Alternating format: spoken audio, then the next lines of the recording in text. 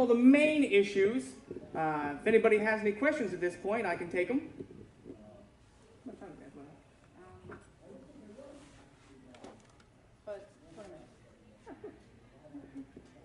Go ahead. Is it true that of the many crusades there were there really a children's crusade? There wasn't like the media portrays a children's crusade of they all decided, oh, let's get a bunch of children and send them.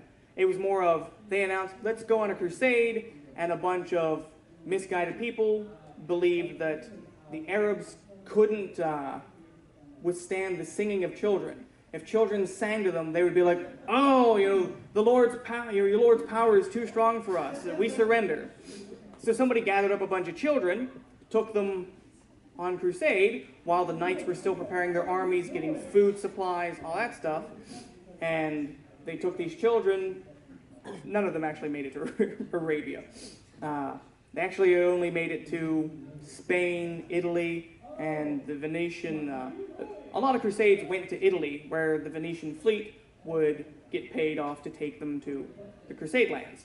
And these Venetian ferrymen and boatmen were like, oh, that sounds like a great idea. Come along. They'd load the kids on the boat, take them either somewhere else in Italy or cross into Africa, and at the first dock say, I got a bunch of kids to sell you. You need slaves, right? And that's where most of them ended up. Those that didn't starve on the way, because most of them were poor peasant children. There was also a Peasants' Crusade. That was the start of the First Crusade that caused havoc for the actual Crusaders. Like I said, when you announce a crusade, the noble lords have to gather an army. They have to gather food, armaments. They've got to get enough money to pay their troops all the way to the Holy Land. Well, a bunch of priests gathered together peasants and were like, look, have you sinned? The Pope says if we go to Jerusalem and capture it from the Arabs, our sins are forgiven. Let's go! They didn't have weapons in a lot of cases. Many of them were sick. They were close to death, so they're like, oh, we got to take Jerusalem quick before I die so I can get my sins absolved. They didn't have really any food. These were people starving already, and they decided, oh, I got nothing to lose here. Might as well go die in the Crusades. And they ransacked Christian territory after Christian territory, searching for food and trying to get their way through. There were knights with them, escorting them. Most of the jobs of the knights were actually raiding the Christian villages they came through, because we're on crusade. No matter what we do on the way to Jerusalem, we'll be forgiven once we get there. So they did horrible atrocities on the way there. And this was kind of called the Peasant Crusade. However, it wasn't a crusade of its own. It was just the mistaken first wave of the actual First Crusade. But yes, there was a children's crusade of sorts. Any other questions? Go ahead. Go ahead. Speak a little louder, though. Okay, so when people say that there was an iron shortage in Japan, it kind of shaped the manner that they fashioned their weapons and armor. Is that true? The kind of iron shortage? Wasn't necessarily a shortage per se. Japanese iron is of very low quality. A lot of Japanese iron comes from iron sands rather than actual iron ore. They do have in various times shortages, so if you find iron sands, you become a wealthy man. But that's where we get tomahawk steel. They say that the katana is so strong because it's folded so many times. It's folded so many times because Japanese iron sucks. They've got to fold it so many times or they can't make a sword out of it. It won't withstand its own weight. There were in various areas iron shortages, I'm sure, particularly if someone's coming up with, a war is coming. Find as many iron sands as we can. If we can find actual ore, that's even better. But overall, it was because of a low-grade iron, more than a lack of iron. So there was a second part to it, right? Yeah, so with that in mind, whenever Japan began to interact more with Western culture, did that in any way shape the way that they armed themselves? It did. You actually get a type of armor called non-bondo. Non-bon means southern barbarian because the Japanese believed that Europeans came from the south. They actually believed that they were Indian because that's all the further they had ever gone was India. They didn't realize that all on the other side of the globe, whatever a globe is, there's a whole other continent. And of course, nobody knew about the Americas yet. But these were sometimes European iron and steel that they would import, but even sometimes it was Japanese iron and steel that was folded and created into armor. It was often sold with dents in it. The idea being, look, I've shot this with a gun, it stopped the bullet, you'll survive. Not to say that sometimes it wasn't a blacksmith smacking with a hammer and going, look, it'll stop a bullet, it already did once. Sometimes they were legit, particularly for higher ranking noblemen. Oda Nobunaga was shot twice in the chest by Sugitani Zenjubo. I only know that because I just did a video on that on Samurai Gaiden a month or two ago. He was shot twice in the chest, dropped from his horse, stood up, dusted himself off. It stopped the bullet. Both bullets were stopped by the armor.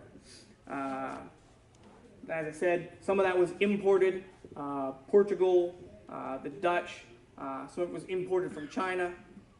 Trade with China was very important throughout various years, also very unimportant whenever the Chinese would say, we're only going to trade with you if you declare yourself a vassal of China, to which they would say, well, we're not going to do that. Well, fine, you're not allowed to trade with us anymore. Any other questions? The Mythbusters had a thing about paper armor. Was that, I have heard of that.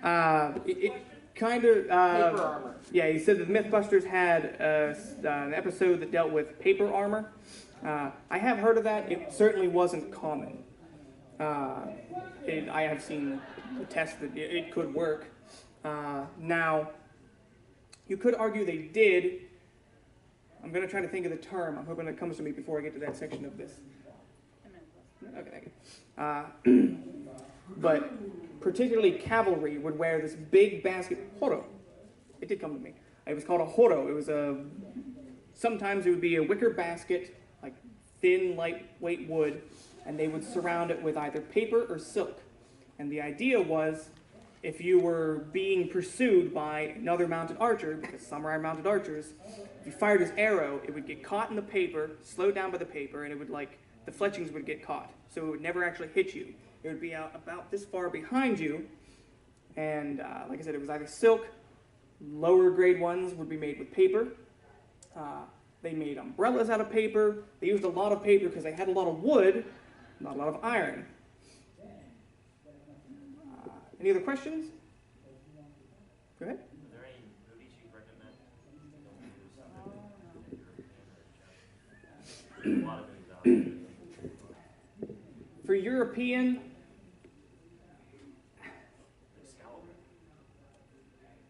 I've actually never seen Excalibur.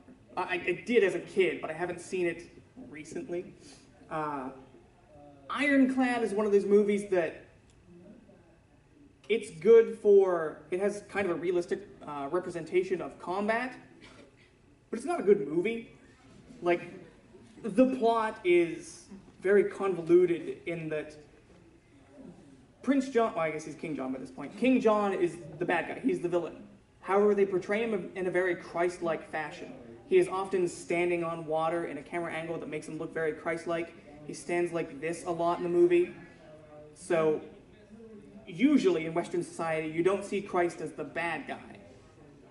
But they portray it, he's villainous. He has a guy's arms and legs cut off at one point and then catapulted against a wall. By the way, in history, that guy didn't die in that battle. Baron Dobry. Did all that stuff happen to him, though, or did he just... No, he died of old age, 20 years after the battle. He was there, but I don't even, if I remember correctly, he wasn't even in the castle. He was leading the reinforcements outside.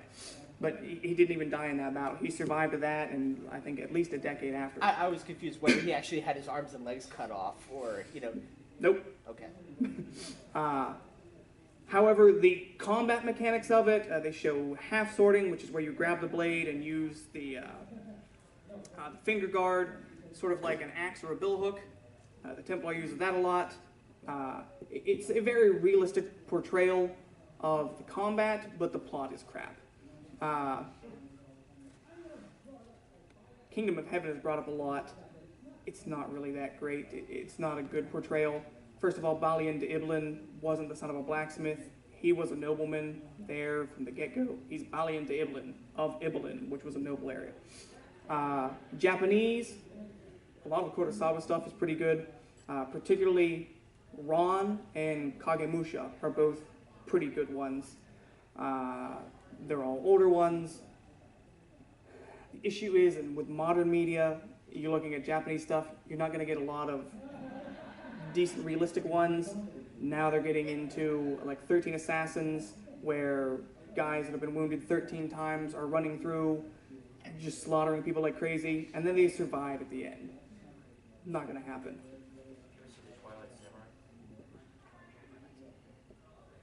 I believe I have.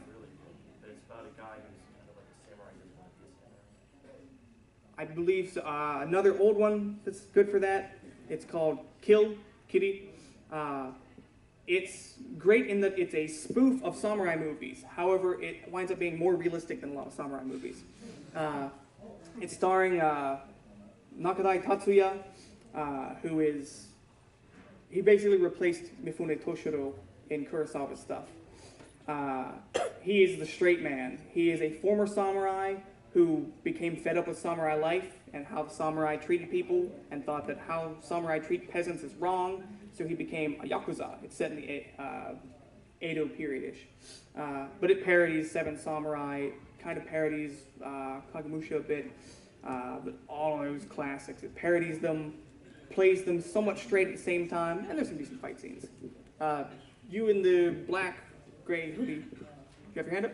Well, it wasn't really a question, but it was just to add on to what he said about Kingdom of Heaven.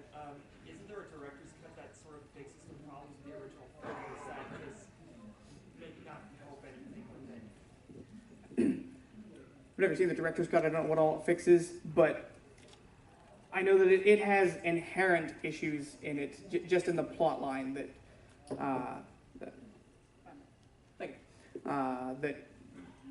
really can't be fixed without reshooting it. One thing I will note, I guess this isn't so much East versus West as East versus Middle, or I guess West versus Middle. A big part of that, in the end, is whenever Balian defeated or surrenders the city to Salah-ad-Din, the Arab ruler. First of all, the guy playing Salah-ad-Din should probably be 20 years older at that point. But Balian surrenders the city and then says, what are you going to do with all the civilians? Are you going to massacre them? And Salah-ad-Din says no. This was one of the reasons why, even during the Crusade, which, by the way, Richard versus Salah-ad-Din was the third Crusade, there were, I think, at least 9 more after that. They both regarded each other strongly.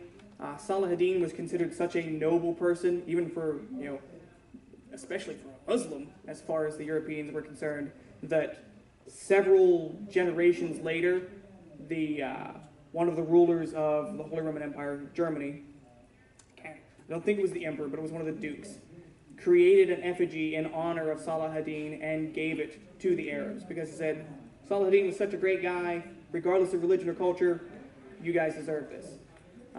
Richard and Salah-ad-Din never met, although they tried 2 or 3 times, but each time, I'd like to meet with you, but I got to fight one of your subordinates over here at the same time, so I'm going to just let one of my guys talk to you.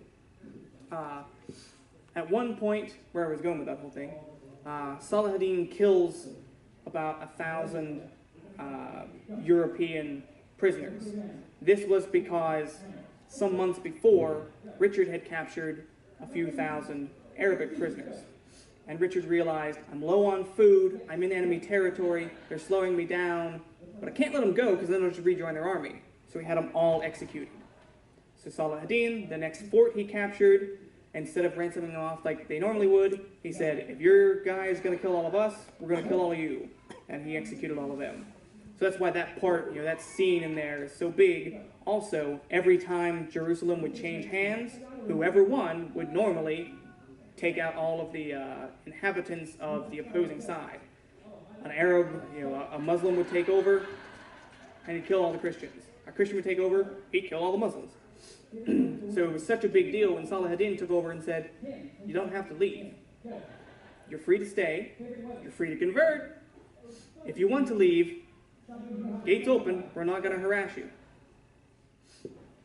Is it for it? Do you have one last one? About that, you said where that falls on the timeline, The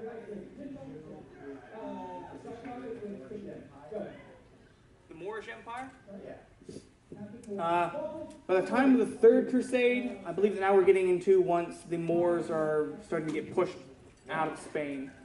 Spain still isn't a kingdom in of itself. It's Leon, Castile, Navarre. But that's where the Spanish Inquisition comes in. That was the western branch of things. Now that does kind of get into the Crusades in that they consider that their crusade. The Spanish didn't often join the early Crusades because they were busy fighting the Moors. And like I said, they didn't really have a unified aspect of their own. They were still Leon, Castile, all these little, not much more than duchies.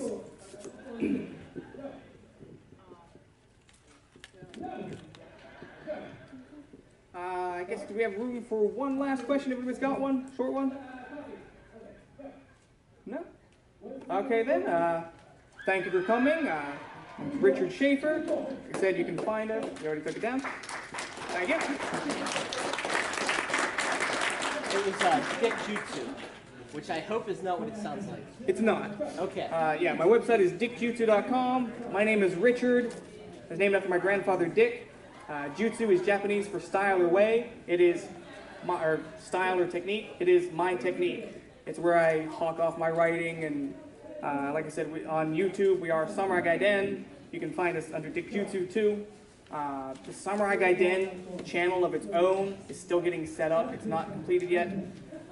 So right now all the Samurai Gaiden videos are still on the Dick Jutsu channel. We're doing another panel there, right? Like later? Leader.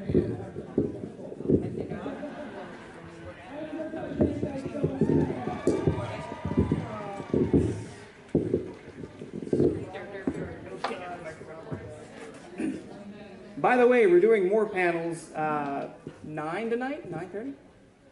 We're doing, Yeah, 9:30. which one is that? 4 classic novels. 4 classic novels, the 4 classic Chinese novels, how they affect Japan.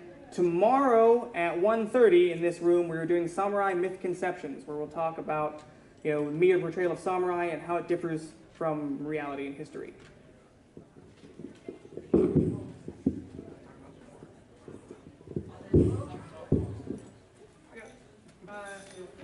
Do you just want me to exit out of the PowerPoint, or so just close window? Put the computer here. Sorry, I didn't want to close it out. No, here. Do I just pull out this cable? Yes. Okay. I didn't want to break it. That's okay. Sorry. Trying to get the cables right and don't want to break anything. Your computer. Do you want to grab the camera? Let me write that down too. You want me to grab the camera while you get this stuff? Yeah. So why do you think So we Western culture always kind of shapes off the whole crusade? Sorry, I got part of that. Say again? Why do you think Western culture always kind of shapes off the whole crusade?